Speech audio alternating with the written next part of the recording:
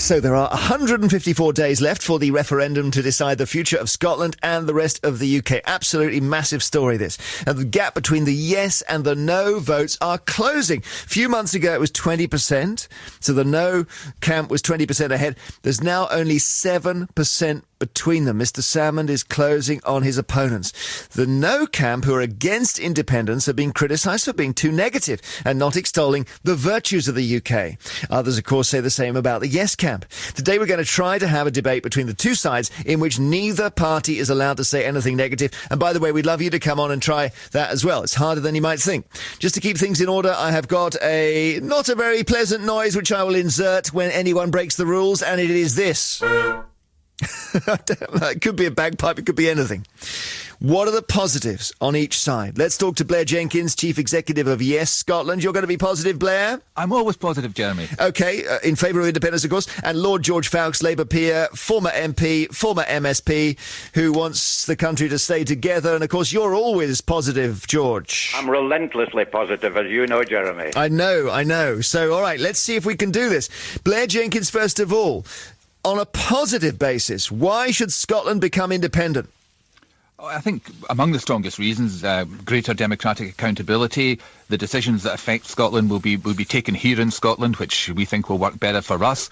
We think we'll have a stronger economy as an independent country. We believe that absolutely. We look at other small European countries which have higher growth rates than we have. So we think more jobs, more growth, better prospects for our young people. And a very, very important point, an increasing point in this debate, which is the fairness agenda. We do believe that as an independent country, we will pursue social justice, a greater equality of opportunity and of wealth. And that is something that an independent Scotland would take very seriously. So we think a fairer, more progressive, peaceful country with a reforming agenda. I think it's harder for you, George, this, because you've got to speak against independence without being negative. Far away. I'm not going to speak against it. I'm going to tell you the advantages of the Union. First of all, we get the best of both worlds. We've got a Scottish Parliament in Edinburgh, which I campaigned for relentlessly, deciding in Edinburgh on important matters like the education of children, like the health service, like local government and our legal system. And we've got more powers coming with the Scotland Act and more devolution. But we've also got the strength of the United Kingdom, the security, the stability of the United Kingdom. Secondly, we've got the most successful economic union and common market ever anywhere in the world. The United Kingdom is investing in Scottish shipbuilding, in Scottish inventions, because they're the best. And we invest in Scotland because that is the right thing to do. Also, as far as the common market of the United Kingdom is concerned, we actually in Scotland sell more goods to England than every other country in the world, all combined. So these are positive things. These are all positive things. But, Jeremy, they also shouldn't stop us asking legitimate questions about those people who are proposing the biggest ever constitutional change the United Kingdom has considered. Oh, you were very close to going negative, but you pulled away. You pulled back. I could hear. I was ready with my bagpipe there. OK, well, Blair, let's go back to the positive points that George made. And the big point, Blair, is just this idea, as George put it, the security of the UK. He called it a common market.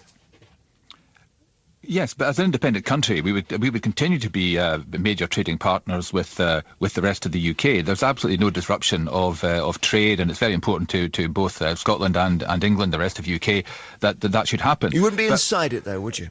Well, if one looks at Canada, I mean, 70% of Scotland's exports go to the rest of the UK, so certainly, yes, it's by far our biggest trading partner. In Canada, 80% of their exports go to the United States. I can have to tell you, Jeremy, there are not many politicians looking for election in Canada who are suggesting that they should integrate into the United States. Because in a way, George, if Scotland went its own way, they are locked onto England and Wales by virtue of geography, apart from anything else. That's one thing we can't change, the geography. No one can change that. But while we're in the United Kingdom, my pension is guaranteed. Everyone's pension is guaranteed. While we're in the United Kingdom, we know that the currency throughout the whole of the United Kingdom will be the pound. While we're in the United Kingdom, we know that, as far as I'm concerned, we're going to stay as members of the European Union and members of NATO. We know these things. These are all guaranteed. So there's certainty with the United Kingdom. We know exactly where we are. Yes, and if you go independent, if Scotland goes independent, Blair, you can't be sure about the pound. Now, given that we're talking positively here, sell us the benefits of being uncertain what your currency will be in a year's time. Well, to be positive about currency, I think the rest of the UK will benefit greatly from the fact that an independent Scotland will grow its economy, and the sterling zone, the formal currency union, will benefit from that huge Scottish contribution to the balance of payments in the sterling zone. We are a stronger export-led economy, and that's going to be hugely important. I think there are other things, of course, that the rest of the UK will benefit from Scotland being independent. We'll continue to invest. We'll increase the investment in green energy, renewable energy, in which we are one of the leading figures in the European market. We're one of the strongest countries in the European Union in that regard. And I believe that the rest of the UK will see enormous benefits from Scotland having become an independent country. George, you believe there could be... this is hard for you to answer without going negative, I know. But do you believe it could be possible for Scotland to be sort of on the edge of the sterling without suffering a problem? Think carefully. I think that's one thing that we just don't know. That's one of the uncertainties. But it's very interesting that Blair was talking about all the things we're doing at the moment with green energy. And that's part of the United Kingdom. That's because Scotland has got a devolved parliament and has set its own targets as far as energy is concerned. That's because Scotland has its own parliament and decides what's happening in education, in health, and local government. And I'm wanting to see that Scottish Parliament developed within the United Kingdom so we can continue to have the best of both worlds. We can have maximum devolution, but the strength, the solidarity, and the stability of the United Kingdom. That seems to me, we're better off in Scotland than any other part of the United Kingdom. We should stick to that. We should hold on to that. OK, listen, well done, both of you, because that was a debate unlike any I've heard so far. Neither of you gave me cause to hit the negative sound. And so By the way, I've been telling all the leadership in London of all parties that they should be relentlessly positive. So I hope they're going to take my advice from now on. Well, I just wanted you to reflect on that just before we close. I'll start with you, George. But has something gone wrong with the Better Together campaign? Because this week we had a guy from the army saying that Scotland will only have half an army. Then the whole pound thing, everything tends to be negative. But maybe that's the only way. No, not with Better Together. Remember, Better Together doesn't control the First Sea Lord or all of these people who've been making comments, or indeed the companies that have had to produce risk assessments with their annual reports. They've had to do that. And that isn't controlled by Better Together. But what I've said to our leadership, and I think it applies to others, is that there are two sides to the same coin. There's the heads and the tails. You can say the same thing in different ways. You can make it as a threat, or you can say these are the advantages. And I want us to say the positive things. I want us to constantly come down on the side of the heads and not of the tails. Right. But Blair, it's hard for the no camp, isn't it? Because the analogy is a bit like if they were looking at it, it might be like they're trying to persuade somebody not to walk off a cliff. And the most powerful thing they can say is don't walk off the cliff because you'll hit the rocks at the bottom. It's not stay at the top of the cliff for reasons we can't go into. Well, I think it is a challenge for Better Together to be positive. I think he did manage it. Yeah. Well, no, I was going to say I think it's highly commendable that George has taken part in this debate under terms and conditions he must have found challenging. And we believe you get the bagpipe for that, Blair. No. What's happening in Scotland is we're having a very exciting, very positive discussion. A lot of people talking about what kind of future we can have as a country and a society. We're bringing people into this debate who are disengaged from politics. We've got packed out public meetings, lots of people thinking in very exciting ways about the future of Scotland. So what's happening here, I think, is a fantastic example to other democracies about how you can re-engage people in a very lively debate about the kind of society they want to have. And we're engaged all over the country. Thank you very much indeed. Blair Jenkins, Chief Executive of Yes Scotland, and Lord George Fowkes, Labour peer, former MP, former MSP, very much saying Better Together, and both of them they're saying it positively. Can you do the same? Baby, can you groove back another kind of life? One you think that you deserve? It's Chrissy Hind at 12, and Dark Sunglasses, her new single. Isn't that great? So we had our two commentators on there, politicians. Well, George Fawkes is, Blair Jenkins is Chief Executive of Yes Scotland, and they had an entirely positive debate for and against independence, and I never had to play the sound once. Can you do the same? Can you speak on one side of the fence or the other without saying it's all a disaster if the vote goes the wrong way? Alistair Redman is in the Isle of Islay in Argyll. How are you, Alistair? Very well, Jeremy. Love the show, and thanks for having me on. Thank you. Now, you believe the No campaign, in other words, the Better Together campaign, is more positive than it's been sounding. Is that right? Definitely. I mean, you can't stop individual businesses and armed forces personnel making comments which they're allowed to make. They don't necessarily represent the Better Together campaign, but they are right to have concerns, as you know, anyone is right to question them. Sure, but the Better Together campaign's name is Best Together, and I can give you 10 points as to why we are. We have a devolved parliament inside the UK. We have, on the second, we have higher public spending, You've got to do them quickly. per head. Yeah. On the third, we have access to a 60 million customer job market when we have 5 million people in Scotland. Our influence and impact across the world. We're in the G7, the UN, the Commonwealth. Is this number 5? That's number 4. Number 5, of course, is our fantastic armed forces. Our armed forces are not only the best in the world, but we have huge opportunities in defence which we wouldn't normally have. Number 6, the BBC itself, sir. We pay out $300 million a year in Scotland on licence fees, but receive $3.6 billion. Now, is that not a benefit? As it stands, BBC... No, wait, you're getting bogged down in number 6. Keep going. Oh, absolutely. Well, I mean, as it stands, BBC does pay out more. Best together with our universities. That's no doubt about it. We have the best universities in the world because we have access to a broad UK base. People from all over the UK fill our universities. Is this number 8? Number 8, in fact, is lower fuel bills and the jobs market. As it stands, our green energy potential, which is something is always flouted by the SNP. You know, we have 26 million households across the UK that subsidise our renewables market, yet 2.4 million households pay for it. Keep going, you've got 10 points. For one thing, the NHS is a fantastic UK institution. Number 9. And, of course, number 10 would be the interest rates. Being part of the pound means we have the security and low interest rates and cheaper cost of living. Alistair, well done. No one's ever done that to me before. I've got 10 points and here they are. But you kept our interest. Were those written down on a card in your home? Do you read them out to people who come and knock on the door and stuff? Actually, no. I do know them off by heart, believe it or not, because I'm tired of saying them so many times to all the nationalist supporters on Facebook that keep calling me negative. Well, thank you. You'd got them all out. Well done, Alistair. I better move on or you get too much time. Hugh Doherty in Aberdeen, are you for or against? I'm yes. You're yes to independence? Positively yes. OK. Tell us why, and if you say anything negative, I'm afraid I'll have to go... Yeah, I've got you there. Go on. Scotland had the first NHS before the rest of the UK, so we know more about the NHS than our UK NHS, for one thing. Okay. The main thing is Scotland in independence will get the government that we vote for.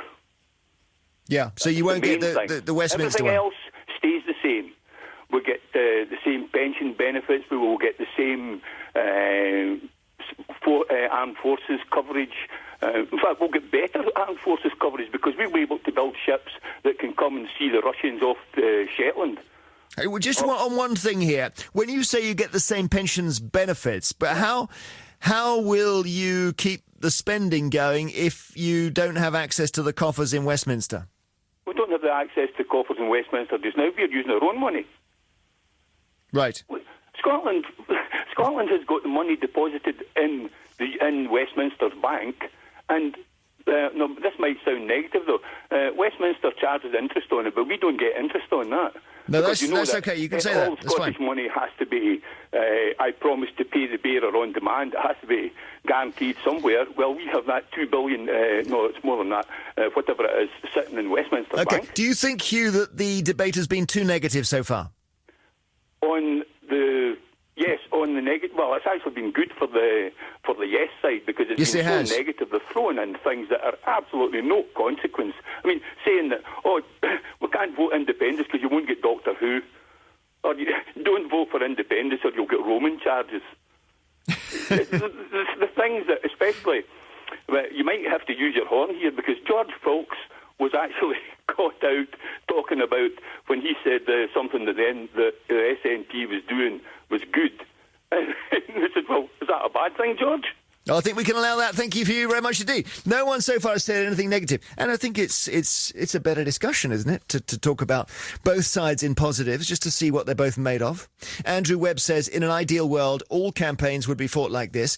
Unfortunately, it's only human nature to try to shout down your opposition. Look at the House of Commons, and you see the worst extremes of this, Prime Minister's questions and so on. Society seems to have dictated that it is those with the loudest voices who end up in power, those with quieter campaigns but perhaps better ideas get shoved into the background. Lynn Schreiber is on Twitter and she says, I'm enjoying this debate on the independence referendum because you're only allowing positive arguments. More of this, please. Haven't yet had cause to sound the negative bagpipe at anyone so far. Let's see. Rodney Phillips in Aberdeen, are you voting for or against independence? Oh, most definitely for. So like our previous caller, Hugh, you want to be you're in favour of it? Yes, definitely, and on a very positive note. I think it's time Scotland made decisions for themselves, because at the moment, in the last couple of 100 years, we haven't had any decisions made. They've all been made for us by a Westminster government. As the previous caller had said, we'll have to decide our own fate, our own future, and should we fall at any moment, well, we'll have to bear the consequences.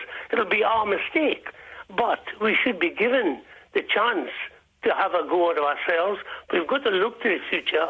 We've got to look for young children, grandchildren, great-grandchildren, and future generations to give them a chance, because Scotland's a great wee country, and we've got great assets.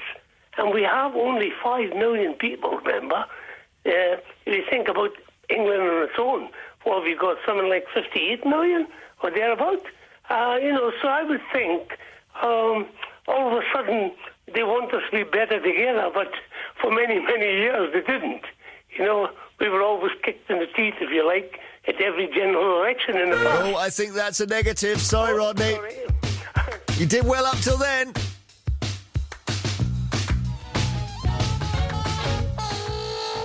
Close to me, and should Scotland remain close to the rest of the UK? We were talking about the difficulty of having a positive debate, and I think we've managed one. You may have noticed the tone has been different today on this. We've stopped anybody saying so far, or they've stopped themselves saying anything negative about the other side. Will that continue with these two callers?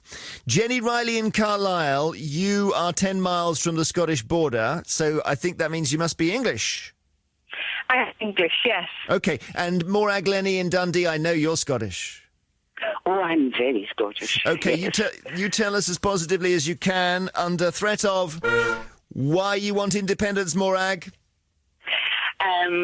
I'm going to confine myself to one specific area, Jeremy, because I've been talking about the positive case for independence and working for it for the last 55 years. So I'm going to just look at women and children. In an independent Scotland, boards will be required to have at least 40% women on their board of directors. And in order to allow women to go out and work and have fulfilling careers, we will be providing a wonderful free childcare service, which will benefit the children of Scotland. OK, Jenny, let's go to Jenny on that. Jenny, you tell us your answer, why they would be better, the women of Scotland, better in the UK. Well, I'm not quite sure, really, because my point was, I live so close to the border that our businesses and our work and everything is so interlinked. I don't have a choice on the referendum. I can't vote yes or no, but I don't want Scotland to be independent. I want them to stay. We're better together. All right. Well, then we throw that back to Morag. Morag, interlinked businesses make both of you prosperous. But Jeremy, every Western country and a lot of the developing countries have interlinked economies and industries and trading agreements. We don't live in a world anymore where people sit alone in their own little country with big borders and nobody speaks to anybody else.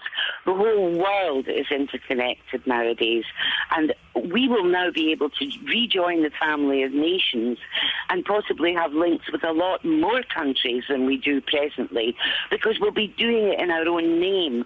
We won't be asking anybody else to negotiate on our behalf. Yeah, Jenny. We'll be doing it ourselves. Jenny, you will still be able, 10 miles away from Morag's country, you'll be able to trade with it, no problem, won't you? We will, but they're talking about a different currency. That that people in our area are talking about. Will we have to have border controls? Oh no, we've gone negative there. We've gone negative. Sorry. Well, I can't really answer that then, really, can I? Because I don't want them to be independent. I want them still to have the same very close links. We don't have a border now, really. It's we're all very chummy together. Thank you very much, Jenny Riley in Carlisle and Morag Lenny in Dundee.